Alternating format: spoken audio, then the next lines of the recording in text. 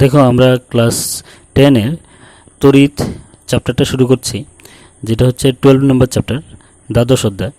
তো এটা করতে গিয়ে আমরা তোমরা সবাই জানো যে টেক্সট বই পড়া কত ইম্পর্ট্যান্ট, পাঠ্য বই পড়া খুবই ইম্পর্ট্যান্ট। এজন্য আমি কি করব, পাঠ্য বইয়ের প্রত্যেকটা লাইন বাই লাইন বুঝিয়ে দেব, প্রত্যেকটা লাইনের প্রত্যেকটা শব্দকে বুঝিয়ে দেব। তো লাইন বাই লাইন পরে এগুলি থেকে কোশ্চেন্স বের করে দেওয়া হবে, বুঝিয়ে দেওয়া হবে সবগুলো জিনিস। তো তোমরা এগুলো সবগুলো নোটস করে নেবে।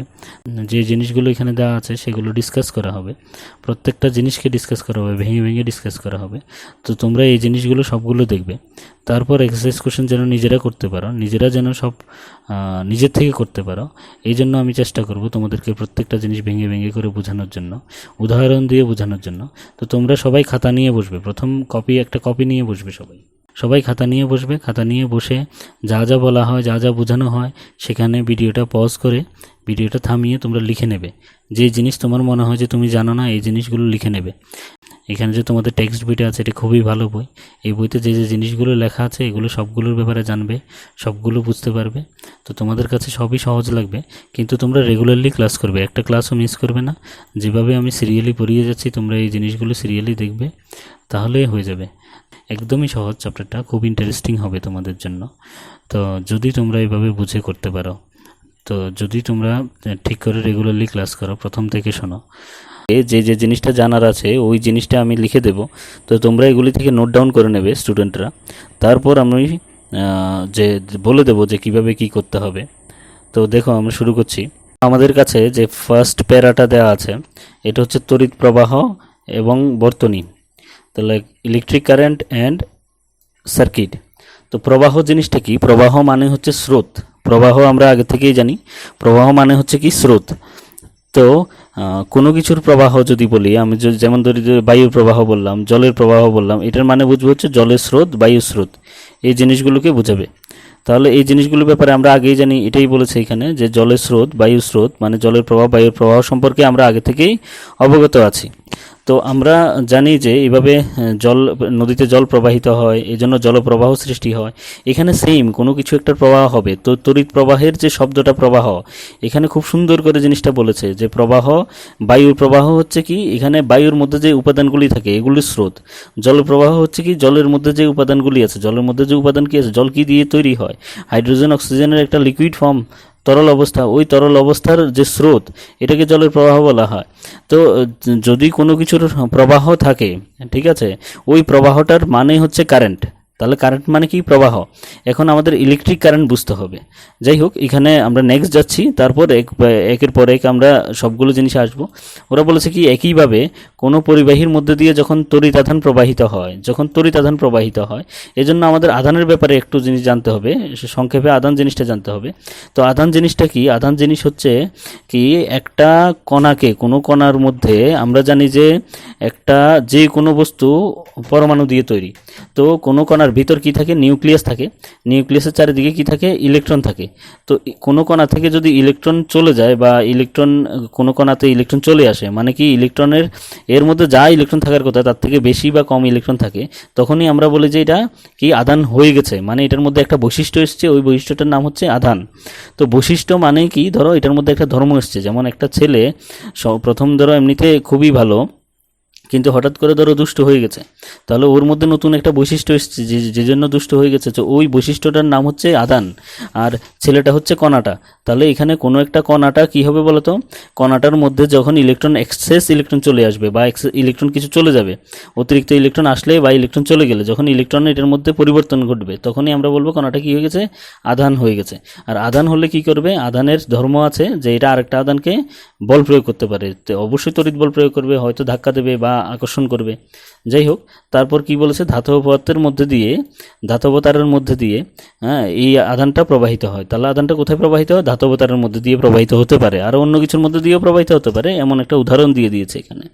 তাহলে আমরা বলি যে পরিবাহিতে তড়িৎ প্রবাহিত হচ্ছে। তাহলে যখন কোনো একটা পরিবাহীর মধ্যে দিয়ে তড়িৎ আধান প্রবাহিত হয়, তখন আমরা কি বলি? তড়িৎ পরিবাহিত হচ্ছে, মানে কি তড়িৎ প্রবাহিত হচ্ছে। তাহলে কখন কোনো একটা পরিবাহীতে তড়িৎ প্রবাহিত হয়? যখন আধান প্রবাহিত হয়। তাহলে ইলেকট্রিক শব্দটার অর্থ কি? আধান। ইলেকট্রিক শব্দটার অর্থ কি? আধান। আর কারেন্ট শব্দটা হচ্ছে প্রবাহ। তাহলে ইলেকট্রিক কারেন্ট মানে কি? আধানের প্রবাহ। তাহলে ইলেকট্রিক আধানের মান কি? তড়িৎ আধানের প্রবাহ। তাহলে এতটুকু আমরা জেনে গেলাম। এখন আমরা জানি যে একটা টর্চ লাইটকে জ্বালাতে তড়িৎ কোষ বা ব্যাটারি, আমরা এগুলো দেখেছি সবাই, টর্চ লাইটের ভিতরে একটা ব্যাটারি থাকে যেটাকে আমরা তড়িৎ কোষ বলতে পারি। তো কোষ এবং ব্যাটারির মধ্যে একটু পার্থক্য আছে। যখন একাধিক কোষ মিলে একাধিক কোষের একটা সিস্টেম হয় তখন এটাকে কি বলা হয়? ব্যাটারি বলা হয়। তো যখন কোষগুলি সঠিক ক্রমে স্থাপিত করা হয় তখন তড়িৎ আদানের প্রবাহ বা তড়িৎ প্রবাহ সরবরাহিত হয়। তাহলে কখন তড়িৎ প্রবাহ সরবরাহিত হয়?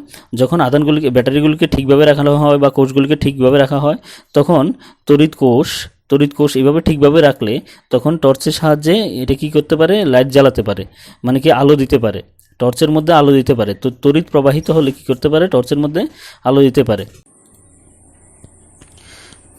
তাহলে দেখো, তাহলে টর্চের মধ্যে কি হয়? টর্চের মধ্যে একটা বাল্বকে জ্বালানোর জন্য তড়িৎ কোষকে যদি আমরা সঠিকভাবে স্থাপিত করি তাহলে তখন এটা দিয়ে তড়িৎ আধান প্রবাহিত হয়। এটা একটা ভালো উদাহরণ যে টর্চের মধ্যে যে লাইট জ্বলে, যে একটা টর্চের মধ্যে বাল্বকে জ্বলতে দেখা যায়, এটা তড়িৎ কোষের জন্যই হয়। তড়িৎ কোষের জন্য এটা ওই যে ধাতব তার থাকে, তারটার মধ্যে দিয়ে তড়িৎ প্রবাহিত হয়, মানে কি সেখানে আদান প্রবাহিত হয়। এখন আমরা এটাও দেখি যে যখন সুইচ অন থাকে, সুইচ অন মানে কি? সুইচটাকে আমরা সুইচটার মধ্যে দুইটা অপশান থাকে, আমরা যে সাধারণ সুইচ ব্যবহার করি বাড়ি ঘরে, তো এগুলিতে একটাতে অফ করা যায়, আরেকবার এটাকে চাপ দিলে, মানে কি প্রেস করলে একবার অন করা যায় আরেকবার অফ করা যায়। তো একটা সুইচকে টিপে তুমি অফ করতে পারবে, অন করতে পারবে। তো যখন অন করো তখনই মাত্র টর্চের মধ্যে আলো দেয়। তাহলে সুইচ কি করে? তাহলে ওরা এটাই বলেছে, তাহলে সুইচের কাজ কি? তাহলে সুইচ কি করছে? এখানে যে একটা টর্চ আছে, তো টর্চের মধ্যে ওই বাল্বটাকে জ্বালাতে কাজে লাগে। তাহলে একটা সুইচ কি করে? এই বাল্ব এবং কোষের পরিবাহী সংযোগ স্থাপন করে। তো কোষের মধ্যে যে এখানে সুইচ আছে, তাহলে সুইচটা এমন অবস্থায় থাকবে, তো এখানে সুইচটা অফ অন করা যাবে। আর এখানে একটা বাল্ব থাকলো, ঠিক আছে, এভাবে একটা বাল্ব থাকতো, তো বাল্বটা জ্বলছিল। এখন আমরা কি করি? এটা এই সার্কিটটাকে কমপ্লিট করা থাকে, এই সার্কিটটা এইভাবে সাপোজ কমপ্লিট আছে। এখন সুইচটা অন করলে এখানে ব্যাটারি লাগানো থাকবে, এখানে কোথাও ব্যাটারি আছে, এটার ভিতর সিস্টেমের মধ্যেই ব্যাটারি আছে। তো তুমি যখন সুইচটা অন করলে তখন এটা জ্বললো, যখন অফ করলে এটা অফ হয়ে গেল, লাইটটা এখন জ্বলছে না, নিভে যাচ্ছে। তাহলে লাইটটা কেন নিভে যাচ্ছে? কারণ এখান দিয়ে এটার ভিতরে এমন একটা সিস্টেম থাকে, একবার সার্কিটটাকে মানে বর্তনীটাকে একবার যোগ করে আরেকবার বর্তনীটাকে সরিয়ে দেয়। তার মানে এটার উপর এখানে দুইটা তার থাকে, একটা তার এভাবে থাকে আর একটা তার এভাবে থাকে। তো যখন সুইচ অন হয় এটা এভাবে থেকে এভাবে হয়ে যায়, আবার যখন অফ হয় আবার এটা উপরে উঠে যায়। তো উপরে উঠে থাকলে এই দুইটার সাথে কোনো সংযোগ হয় না। এভাবে করে সুইচ কি করে? তাহলে সুইচের কাজ কি? একটা সুইচ কি করে? একটি সুইচ বাল্ব এবং কোষের মধ্যে পরিবাহী সংযোগ স্থাপন করে, তাহলে এটা যোগাযোগ স্থাপন করে। তড়িৎ প্রবাহের অবিচ্ছিন্ন ও বদ্ধ পথকে তড়িৎ বর্তনী বলে। তাহলে তড়িৎ বর্তনী কোনটাকে বলছে? তো এই যে পুরোটা সিস্টেম ছিল, যেটার মধ্যে কি ছিল? একটা বাল্ব লাগানো ছিল, হ্যাঁ, একটা সুইচ ছিল, আর একটা কি ছিল? ব্যাটারি ছিল। তো ব্যাটারির যদিও চিহ্ন আছে, এইভাবে করে ব্যাটারির চিহ্ন দেওয়া হয়। তো যা কিছু ছিল এই সবগুলো মিলে এটাকে কি বলা হচ্ছে? তড়িৎ বর্তনী। তাহলে তড়িৎ বর্তনী হচ্ছে কি? একটা অবিচ্ছিন্ন এবং বদ্ধ পথকে, তাহলে এটা একটা বদ্ধ পথ, এটা একটা বদ্ধ পথ। তো এমন সবখানেই সব জায়গায় যখন আমরা একটা তড়িৎ বর্তনী পাবো, কোনো সার্কিট পাবো, বর্তনীকে সার্কিট বলা হয় ইংলিশে, তাহলে তড়িৎ প্রবাহের যে অবিচ্ছিন্ন যে পথটা আছে, তড়িৎ প্রবাহের অবিচ্ছিন্ন যে পথটা, সমস্ত পথটাকে একসাথে কি বলা হয়? তড়িৎ বর্তনী বলা হয়। তাহলে বর্তনী কোনটাকে বলে? যেখান দিয়ে তড়িৎ প্রবাহ যাচ্ছে তার অবিচ্ছিন্ন পথকে তড়িৎ বর্তনী বলা হয়। যদি বর্তনী কোনো অংশ ছিন্ন করা হয়, তাহলে কোনো অংশ যদি আমরা ছিঁড়ে দিই, মানে ওই সুইচের সাহায্যে ছিঁড়ে দিতে পারি, সুইচের সাহায্যে এটাকে আলাদা করে দিতে পারি, তাহলে তড়িৎ প্রবাহ কি হয়ে যাবে? বন্ধ হয়ে যাবে, বাল্বটা আর জ্বলবে না। তো এইভাবে বাল্বটা নিভে যায়। তাহলে আমরা সুইচের সাহায্যে বাল্বটাকে জ্বালাতেও পারি, নিভাতেও পারি। কেন? একটা আমরা প্যারা শেষ করে ফেললাম। এই প্যারাটা থেকে কি জানলাম যে তড়িৎ প্রবাহ হলো ইলেকট্রন বা কোনো আধানের স্রোত। তাহলে এটা নোট করে নাও, এগুলো নোট করে নাও। তো যা জানলাম আমরা এখান থেকে, ফার্স্ট জানলাম হচ্ছে তড়িৎ প্রবাহ হলো একটা ইলেকট্রন বা কোনো আধানের স্রোত। তড়িৎ প্রবাহের অবিচ্ছিন্ন বা বদ্ধ পথকে কি বলা হয়? তড়িৎ বর্তনী বলা হয়। তাহলে তড়িৎ বর্তনী কোনটাকে বলে আমরা জেনে গেছি। থার্ড কি জানলাম? যে সুইচ বাল্ব ও কোষের মধ্যে সংযোগ স্থাপন করে। তাহলে সুইচ কি করে? বাল্ব ও কোষের মধ্যে সংযোগ স্থাপন করে। শুধু বাল্ব ও কোষের মধ্যে সংযোগ স্থাপন করলে এটা একটা ভুল হবে, কারণ এটা একটা উদাহরণ থেকে বলেছে ওরা। তাহলে আমরা বলতে পারবো সুইচ কি করে?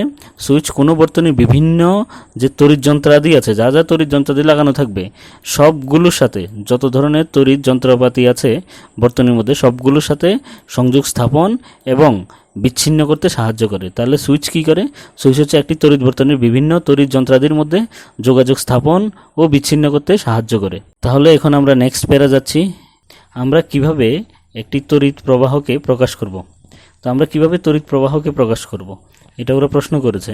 তো এখানে কি বলেছে দেখো, একটি নির্দিষ্ট ক্ষেত্রফলের মধ্যে দিয়ে, তাহলে বলেছে যে কোনো ক্ষেত্রফল একটা দেওয়া আছে, ওই ক্ষেত্রফলের মধ্যে দিয়ে একক সময়ে যেই পরিমাণ তড়িৎ আধান প্রবাহিত হয় তার দ্বারা তড়িৎ প্রবাহকে প্রকাশ করা হয়। তো আমরা আগে থেকে কি জানি, তড়িৎ প্রবাহ হচ্ছে কি, তার আগের প্যারাতে আমরা কি পড়েছি, তড়িৎ প্রবাহ হচ্ছে আধানের স্রোত বা আধানের প্রবাহ।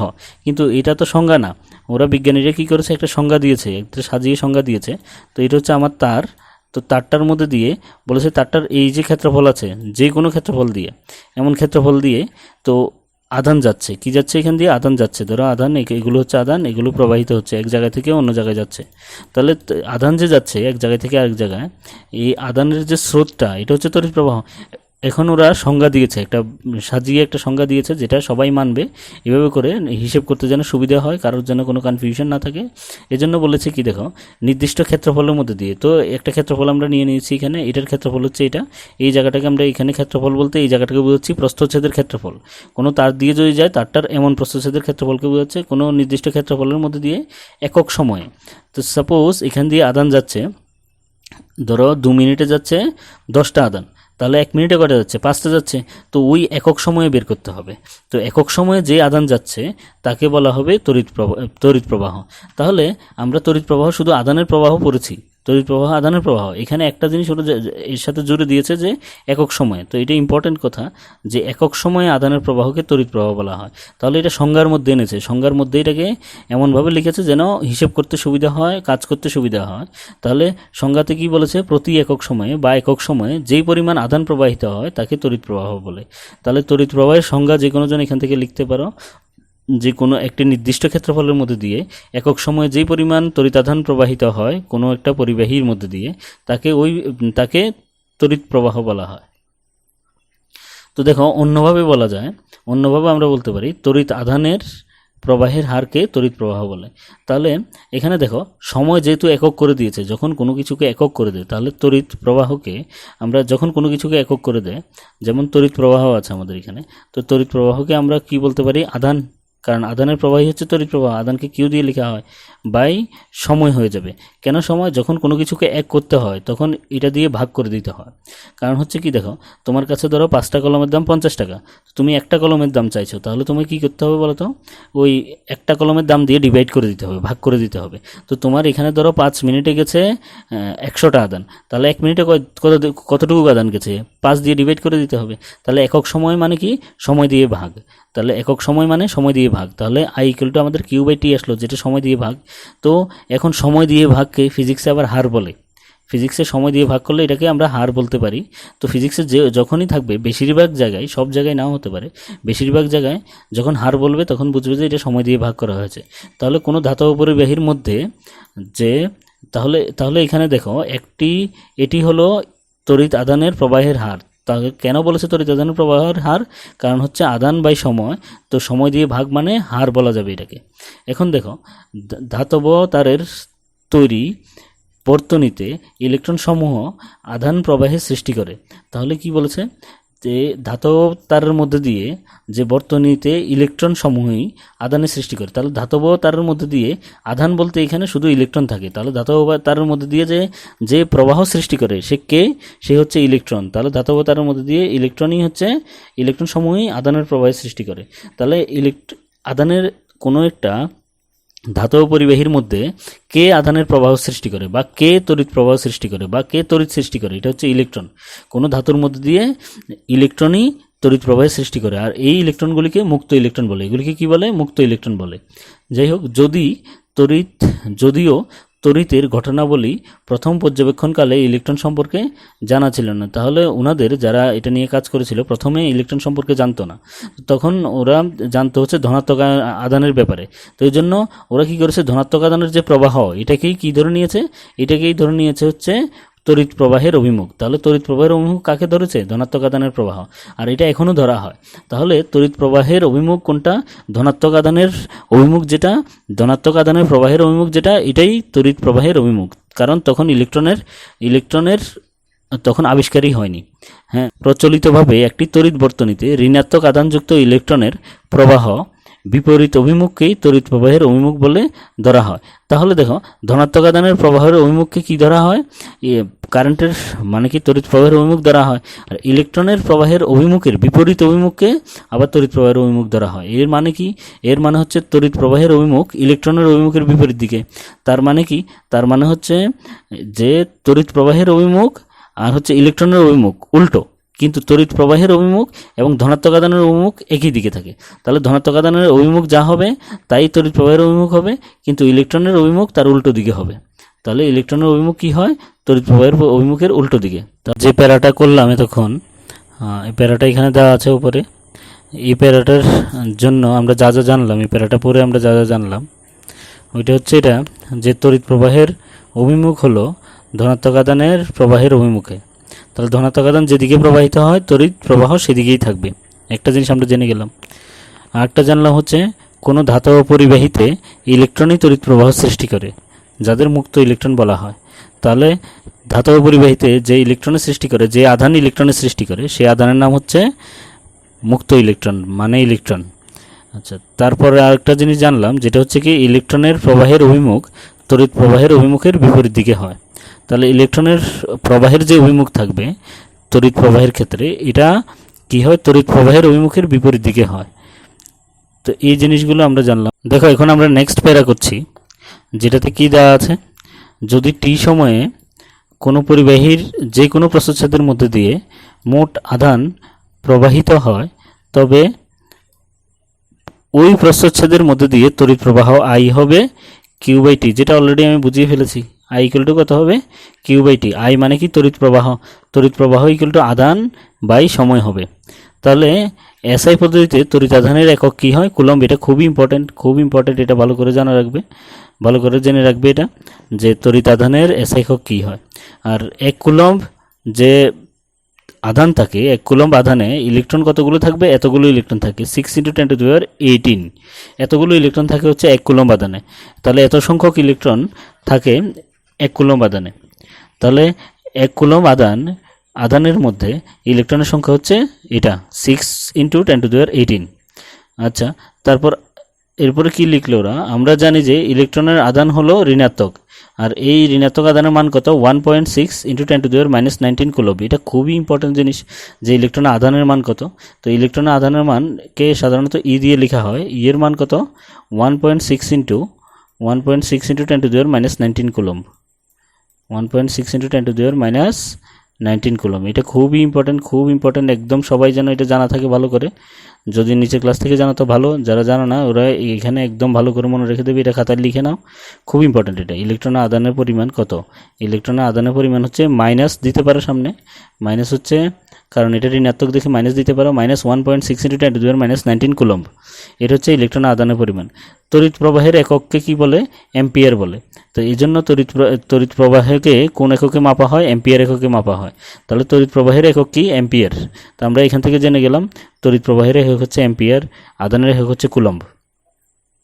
এটা ছাড়া আমরা এখানে আর কি দেওয়া আছে, যেটি ফ্রান্সের বিজ্ঞানী আন্দ্রো ম্যারি অ্যাম্পিয়ারের নামে নামাঙ্কিত। তাহলে ফ্রান্সের একজন বিজ্ঞানী ছিল, যেটার তড়িৎ প্রবাহের মধ্যে অনেক অবদান ছিল। তো ওনার নাম অনুসারে এই তড়িৎ প্রবাহের একক কী দেওয়া হচ্ছে? অ্যাম্পিয়ার। এটাকে এ দিয়ে লেখা হয়, ক্যাপিটাল এ দিয়ে লেখা হয়, বড় হাতের এ দিয়ে। তাহলে 1 সেকেন্ডে 1 কুলম্ব আধান যদি প্রবাহিত হয়, তাহলে 1 অ্যাম্পিয়ার তড়িৎ প্রবাহ সৃষ্টি হয়। তাহলে 1 অ্যাম্পিয়ার কাকে বলে? 1 সেকেন্ডে যদি 1 কুলম্ব আধান যায়, তাহলে ওই পরিমাণ তড়িৎ প্রবাহকে 1 অ্যাম্পিয়ার বলা হয়। ঠিক আছে? তাহলে 1 ampere equal to 1 coulomb divided by 1 second. এটা কি লিখলো? 1 ampere equal to 1 coulomb divided by 1 second. তাহলে আমরা এই প্যারা থেকে এটা জানলাম। তারপর এখানে কি লিখলো? ক্ষুদ্র তড়িৎ প্রবাহকে মিলি অ্যাম্পিয়ার বলা হয়, মিলি অ্যাম্পিয়ার মাইক্রো অ্যাম্পিয়ার বলা হতে পারে। এটা নেক্সট প্যারাতে যাব।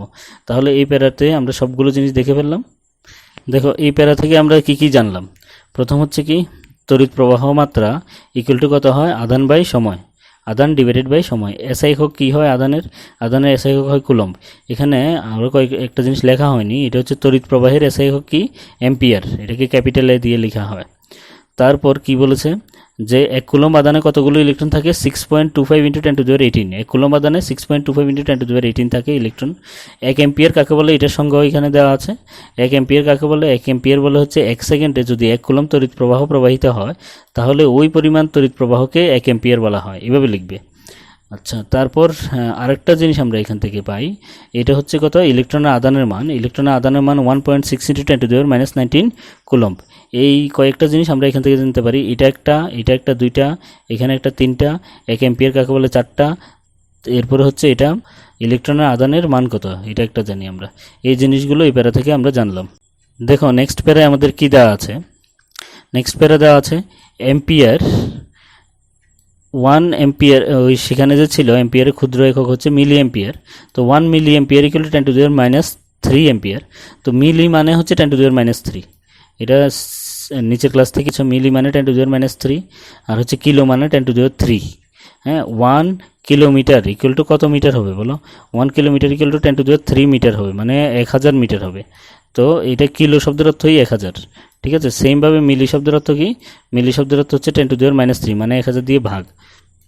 1 কিলোমিটার = 1000 মিটার হবে, কারণ কিলো শব্দের অর্থ হচ্ছে 1000, 1000। সেমভাবে মিলি শব্দের অর্থ হচ্ছে কি 1000 দিয়ে ভাগ। তো এটা অ্যাম্পিয়ারের যে ক্ষুদ্র একক মানে তড়িৎ প্রবাহের ক্ষুদ্র একক হচ্ছে কি মিলি অ্যাম্পিয়ার, মাইক্রো অ্যাম্পিয়ার। এই দুইটা জিনিস দিলে ওরা, মাইক্রো মানে 10⁻⁶। আচ্ছা, এখন বলেছে কি বর্তনীতে তড়িৎ প্রবাহকে কোন যন্ত্রের সাহায্যে মাপা হয়? অ্যামমিটার যন্ত্রের সাহায্যে মাপা হয়।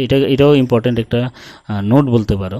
তারপর কি বলেছে, যে বর্তনী তড়িৎ প্রবাহমাত্রা পরিমাপ করতে হবে সেই বর্তনীতে এটি সর্বদা শ্রেণী সমবায়ে যুক্ত করা হয়। তাহলে এখানে আরেকটা প্রশ্ন হলো আমাদের, যে অ্যামমিটারকে বর্তনীতে কিভাবে যুক্ত করা হয়? এটা হচ্ছে শ্রেণী সমবায়ে যুক্ত করা হয়। তাহলে একটা তড়িৎ কোষ, একটি তড়িৎ বাল্ব, একটা বৈদ্যুতিক বাল্ব, অ্যামমিটার এবং প্লাগ, চাবি এসব নিয়ে একটি বর্তনীর রূপরেখা নিচে দেখানো হয়েছে। তো আমরা দেখব এরপরে। লক্ষণীয় যে ওই বর্তনীতে তড়িৎ প্রবাহ তড়িৎ কোষের ধনাত্মক তড়িৎদ্বার থেকে অ্যামমিটারের মধ্যে দিয়ে ঋণাত্মক তড়িৎদ্বারে প্রবাহিত হয়। তাহলে কি বলেছে বলেছে নিচে একটা বর্তনী দেওয়া আছে যেটাতে যে তড়িৎ প্রবাহ ধনাত্মক থেকে ঋণাত্মক তড়িৎদ্বারে যাচ্ছে। তাহলে এখানে আমরা আরেকটা জিনিস জেনেছি যে তড়িৎ প্রবাহ ধনাত্মক তড়িৎদ্বার থেকে ঋণাত্মক তড়িৎদ্বারের দিকে যায়। তাহলে আমরা আগে কি পড়েছিলাম দেখো তো? আগে পড়েছিলাম প্লাস আদানের যে ডাইরেকশন, প্লাস আদান যেদিকে প্রবাহিত হয় তড়িৎ প্রবাহ সেদিকেই যায়। তার মানে তড়িৎ প্রবাহ তো জানি আমরা ধনাত্মক থেকে ঋণাত্মক যায়, এখানে লিখে দিলে ধনাত্মক থেকে ঋণাত্মকের দিকে যাচ্ছে। হ্যাঁ, তার মানে কি প্লাস আদান ধনাত্মক থেকে ঋণাত্মকের দিকে যায়। তো বলেছে মাইনাস আদান তার বিপরীত দিকে যায়, তার মানে মাইনাস আদান ঋণাত্মক থেকে ধনাত্মকের দিকে যায়। তো আমরা এই প্যারা থেকে এই জিনিসগুলো জানলাম। এখন বর্তনীটা আমরা দেখে নিই যে বর্তনীটার কথা এখানে বলা হয়েছে। দেখো আমাদের সামনে বর্তনীটা হচ্ছে এটা, এখানে এটা প্লাস আছে, দেখো ব্যাটারির প্লাস আছে, এখান থেকে কারেন্ট যাচ্ছে, এখানে কারেন্ট যাচ্ছে, এখানে অ্যামমিটার দিয়ে যাচ্ছে, এটা অ্যামমিটার, এটা চাবি মানে সুইচ, এখানে করে গিয়ে ঋণাত্মকে গিয়ে শেষ হয়েছে। তার মানে কি কারেন্ট কি যাচ্ছে ধনাত্মক থেকে ঋণাত্মকে, তার মানে কারেন্টের ডাইরেকশন কি প্লাস থেকে মাইনাসের দিকে। প্লাস টার্মিনাল থেকে মানে ধনাত্মক তড়িৎদ্বার থেকে, শুধু প্লাস বললে হবে না, প্লাস ধনাত্মক তড়িৎদ্বার থেকে ঋণাত্মক তড়িৎদ্বারের দিকে কে যাচ্ছে? কারেন্ট। তার মানে ধনাত্মক আদানে সেম যাবে। তার মানে কারেন্টের এইটা ধনাত্মক আদানের ডাইরেকশন, এটাই কারেন্টের ডাইরেকশন সেম। এখন ঋণাত্মক আদানের ডাইরেকশন কী হবে? মাইনাস চার্জের ডাইরেকশন কী হবে? মাইনাস চার্জের বা মানে মাইনাস আধানের ডাইরেকশন কী হবে? উল্টো। মাইনাস চার্জের ডাইরেকশন হবে ঋণাত্মক থেকে ধনাত্মকের দিকে, ঠিক আছে। মাইনাস চার্জের ডাইরেকশন কী হবে? ঋণাত্মক থেকে -2 প্লাসে যাবে, এটা -2 প্লাসে যাবে কে?